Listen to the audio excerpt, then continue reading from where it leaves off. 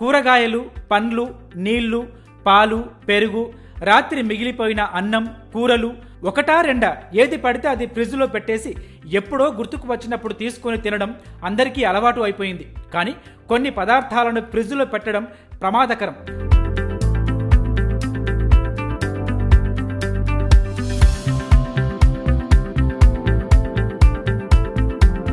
సాధారణంగా పండ్లకు తేమ వాతావరణం, తక్కువ ఉష్ణోగ్రతలు అవసరం లేదు. అవి పొడి వాతావరణంలోనూ పాడవకుండా ఉంటాయి.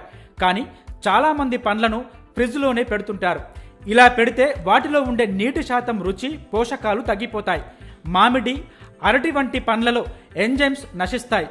ఆకుకూరల్ని కూడా ఎక్కువ రోజులు ఫ్రిడ్జ్లో నిల్వ చేయకూడదు. బంగాళదుంపలు, టమాటాలు, మునక్కాయలు, దోసకాయలు, ఉల్లిపాయలు, వెల్లుల్లి వంటి వాటిని కూడా ఫ్రిడ్జ్లో పెట్టకూడదు. బ్రెడ్ని ఫ్రిడ్జ్లో పెడితే తేమ తగిలి ఫంగస్ తయారవుతుంది. అది ఆరోగ్యానికి మంచిది కాదు. అందుకే అవసరమైతే తప్ప ఆహార పదార్థాలను ఫ్రిడ్జ్లో పెట్టకూడదు.